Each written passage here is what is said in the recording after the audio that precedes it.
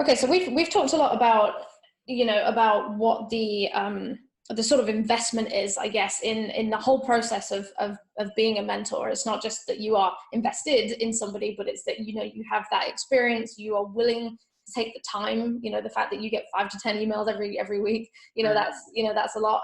The fact that you are willing to kind of open up your professional networks, because in a way it's like you have to trust that that person that you are referring will actually then reflect well on you professionally. So there's a lot that mentors take on. And in some cases they may actually get paid for that through a work sort of stipend to do that through a workplace. But can you talk a little bit more about some of the kind of rewards that you get as a mentor that aren't financially linked, just the maybe personal rewards or rewards or professional? Yeah, I've never done mentoring for payment. I do it because I care for the people. I want them to really. So the reward is a gratification. When I see that one of my mentors becomes the director of emergency management for Toronto Hydro, for example, and is well respected. And it's funny because I remember that this guy, he at one point, he was trying to convince his CEO and senior management about the need for more business continuity, and he says, I'm struggling. They're not listening to me. I'm the preacher that's preaching into his own, inside, and the prophet in his own country, and nobody listens to me. He said, could you come and you talk to them?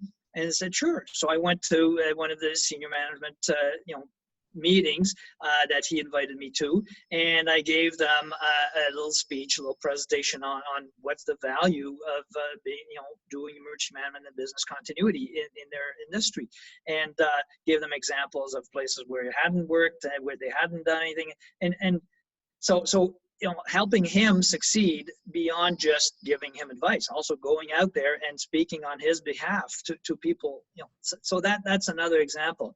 But and I forgot our question now. But not sure if that's the area with the gratification of seeing them succeed. There's really this young lady in Vancouver that I followed more or less on and off, is she became the second Chief Resilience Officer for Canada. I don't know if you're familiar with the Rockefeller 100 Resilient Cities program. Mm-hmm.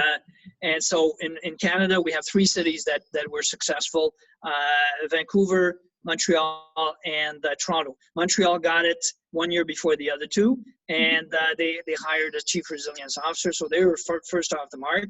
But then Vancouver was second and Toronto was third, and Vancouver hired this young lady who was already working in the emergency management office for Vancouver, but they hired her, they moved her up as Chief Resilience Officer. And she's one of my students. She was, one of my mentees.